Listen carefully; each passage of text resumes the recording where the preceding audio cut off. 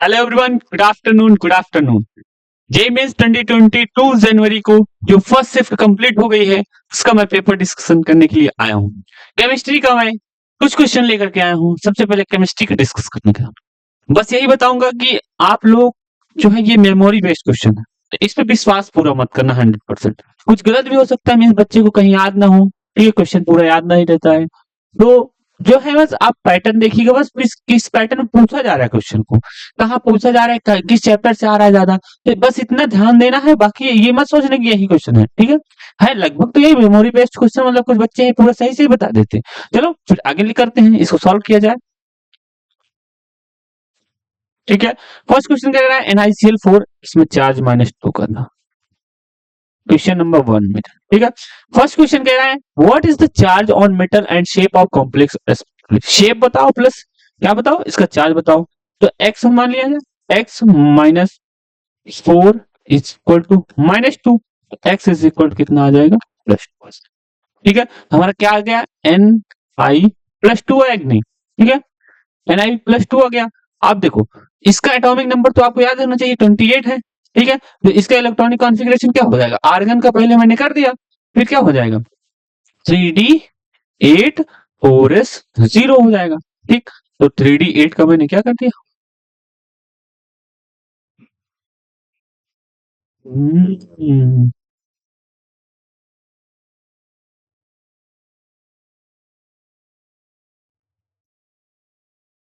चलो ये कर देता हूँ।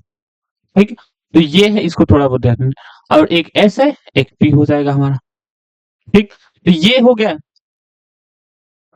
s 4s 4p, तो ये हो जाएगा आपका sp3। sp3 किसका होता है, टेट्राहेड्रल का।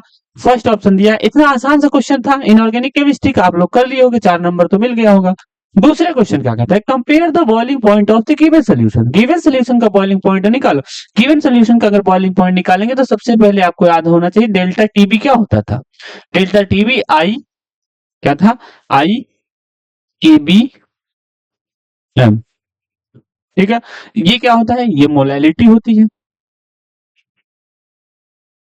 ये मोलैलिटी देखो, मोलैलिटी या मोलैरिटी कब इक्वल होती है, molality is equal to molarity तब इक्वल होती है जब आपका दिया रहे कि जब हाई क्या होना चाहिए, हाई डाइल्यूटेड सोल्यूशन होना चाहिए। क्या, high diluted solution.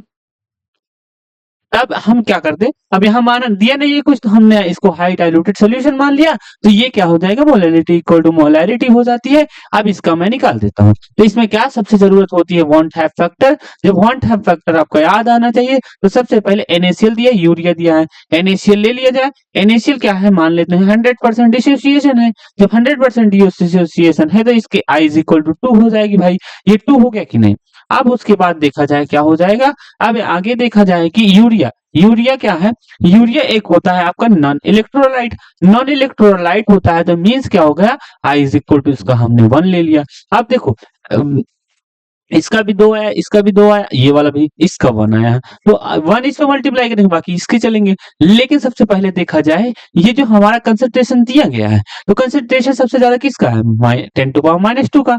10 to power -2 है, तो सबसे पहले थर्ड वाला होना चाहिए। थर्ड वाला इसमें भी है, इसमें भी है। सेकंड वाला चेक ही ना किया जाए क्योंकि दोनों में सेकंड है। और फर्स्ट और सेकंड में चेक कर ली, सेकंड है क्या, इसको आप बना लो फर्स्ट। दोनों ऑप्शन मैंने सेम कर दिया क्या भाई,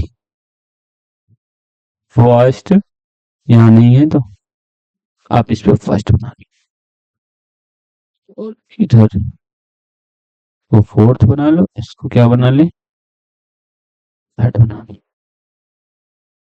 नहीं इसको सेकंड बना लिया जाए। ठीक, तो इसमें कह रहा है कि तो ये हो गया, तो सबसे ज्यादा आपका ये वाला होगा, और फिर ये तो सबसे कम कंसंट्रेशन इसका ये है। तो कंसंट्रेशन इसका और इसका इक्वल है, लेकिन इसका आई की फैक्टर ज्यादा है तो ये डोमिनेटेड हो जाएगा। तो सबसे ऑप्शन नंबर 2 हो गया सोल्यूशन। चलते हैं थर्ड वाले क्वेश्चन पे। भाई थर्ड वाला क्वेश्चन क्या कहता है, the correct decreasing order of electronegativity. Electronegativity मैंने बताया था, क्या बताया था कि एफ का कितना होता है, आप याद कर लो, एफ की होती है 3.5, सीएल है, सीएल की कितनी होती है 2.8, सॉरी एफ की होती है 4, इसकी होती है 3.5, इसकी होती है कितना 4।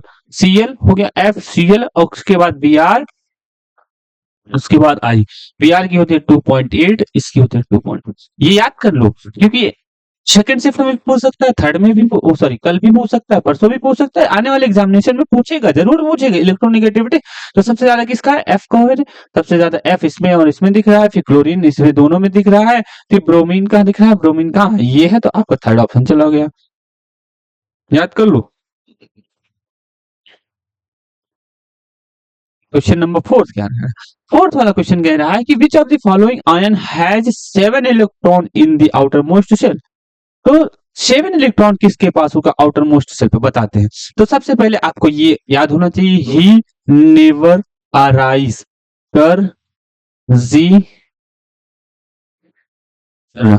डाउन, ठीक है। तो सबसे पहले क्रिप्टॉन की देख लिया जाए, क्रिप्टॉन कितने पे है? 54 पे है। तो सबसे पहले इसका एटॉमिक नंबर दिया है किसका?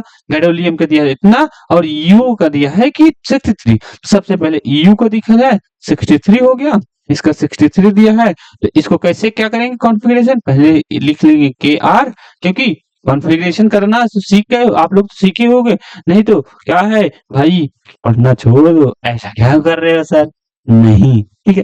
तो 4f7 हो जाएगा, 4f7 हो गया, उसके बाद क्या आएगा? 6s2 आ गया, 6s2 इतना, और इसका 56, 54, 61, ठीक है। तो ये आ गया। अब गैडोलियम का जीडी कितने पे है? 64 है। इसको भी करते हैं कि आर 4f, इसका एक्सेप्शन में चलता था गैडोलियम का, टेंशन मत लेना, ठीक है।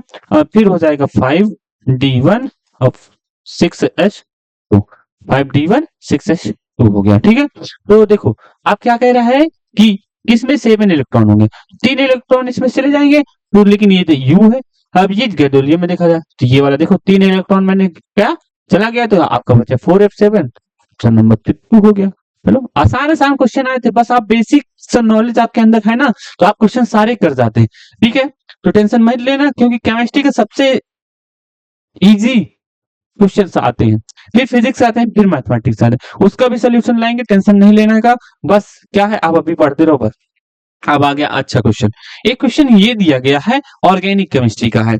ये क्या है? ऑर्गेनिक केमिस्ट्री का है। तो सबसे पहले SnHCl के साथ जब करते हैं तो ये आपका बन जाता है अनिलीन। ये तो बेसिक आपका रिएक्शन ही है, जब आप देखो यहाँ पे हम NH2 बना देते हैं, अनिलीन। फिर उसके बाद क्या करते हैं सेकंड स्टेप में, क्या कह रहे हैं NaNO2 प्लस HCl जब लेंगे तो हमारा क्या हो जाएगा? याद करो डाइएजाइटेशन बताए थे कि नहीं? डाइएजाइटेशन मतलब मैंने नहीं कराया, लेकिन आपके टीचर जहां पढ़े होगे हर जगह ये बताया गया है कि डाइएजाइटेशन होता है ये हमने बना दिया। अरे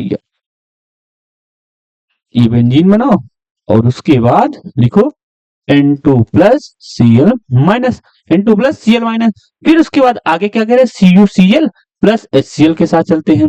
तो ये आ गया CuCl HCl के साथ, क्या था? संडे रिएक्शन था ना, बना दो संडे रिएक्शन। हम लिख नहीं रहे, आप लिख लीजिएगा, ठीक है। ये आपका Cl बन गया। फिर आगे क्या कह रहा है? Na ड्राई ईथर, कौन सा रिएक्शन था? वुड्स-फिडिक रिएक्शन था कि फिडिक रिएक्शन था? कौन सा फिडिक रिएक्शन था बताओ? किसके साथ था? सोडियम के साथ था। अब क्या था?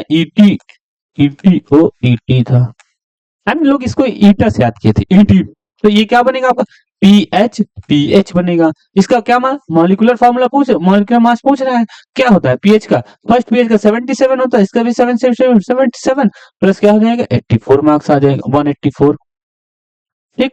चलो और है, अभी तक 5 क्वेश्चन आए हमारे पास, तो इतना हम सॉल्व करवाए हैं। बट ध्यान देना, मैं जो कह रहा हूँ कि आप लोग टेंशन नहीं लेना, बार बार यही कह रहा हूँ, कॉन्फिडेंस के साथ जाना है, ओवर कॉन्फिडेंस में नहीं जीना है, क्योंकि एग्जाम जो है यही एक एग्जाम आपका फ्यूचर डिसाइड नहीं करेगा। अभी सेकंड अटेम्प्ट है, जिसका आज जैसा पेपर गया, सब लोग धैर्य रखो, बस अच्छा जाएगा सबका, ठीक है। तो टेंशन नहीं लेना, ये पेपर उसी तरीके से जैसे 2024 में स्टार्टिंग में जो था जनवरी अटेम्प्ट में पेपर जैसा आया था, उसी तरीके से सेम उसी तरीके से, बिल्कुल भी डिफरेंट नहीं है, बस कॉन्सेप्ट थोड़ा अलग लग रहा है, बाकी ठीक। चलो प्यारे बच्चों, यहीं से समाप्त किया जाए, पढ़ते रहो, मचाते रहो।